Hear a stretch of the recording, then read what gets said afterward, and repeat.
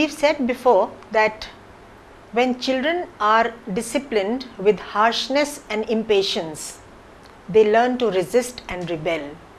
And when they are dealt with firmness and warmth, they learn to listen to elders and have a logical understanding of situations.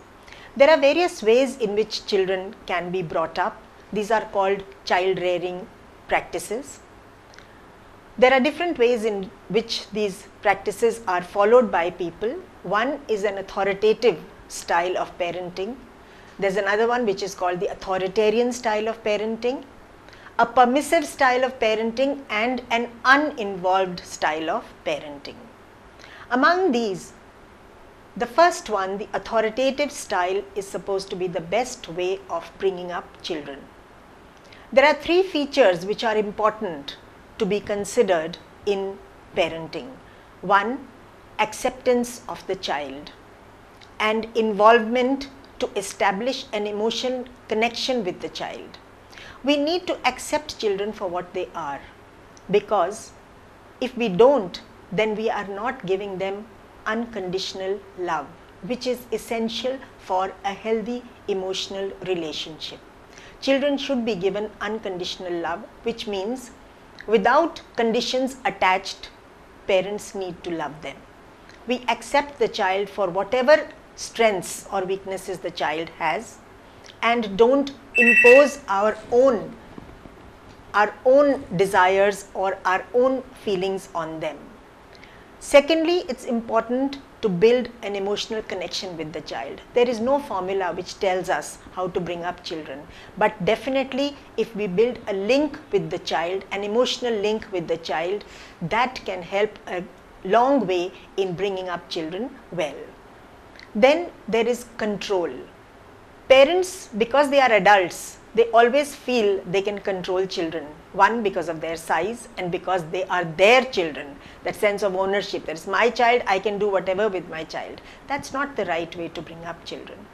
Control is required, but what we call as adaptive control. We have to adapt ourselves to the situation and control as much and whenever it is required in a proper measure. Appropriate control is required. A moderate amount of control is required, where we see that the child is not being harmed, the child is being guided properly, but not to the extent that we want to control and say, because I say so, you have to do that. That's not the right way of bringing up children and controlling them. The third important feature is autonomy. That is the independence, the amount of independence that we give to these children. Granting independence or autonomy encourages self-reliance. Self-reliance means a child is able to rely on himself or herself and is able to do activities gradually without the help of adults. A warm, attentive, sensitive environment to the child's needs leads to a healthy personality among children also. We have to give reasons. Why do I expect my child to do certain things? Why do I want the child to do that? Why do I want the child to study at this time or be ready for tomorrow? We have to give explanations. We have to give reasons to the children. And when we give those reasons, they are happy, they can understand, and they listen to us. We have to insist on appropriate maturity.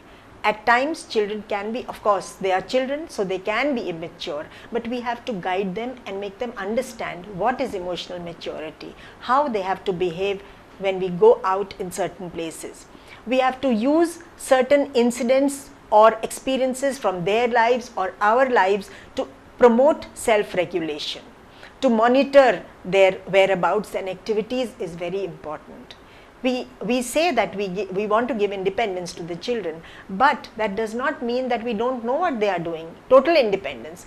Many times I feel parents misinterpret what psychologists say, because they often feel that psychologists say children should be independent. But independence doesn't mean that we don't know what they are doing. Parents also need to know the activities of the children. They need to know their whereabouts, and they have to keep a track of what the child is doing so that there is no wrong peer pressure or wrong company in which the child is moving about.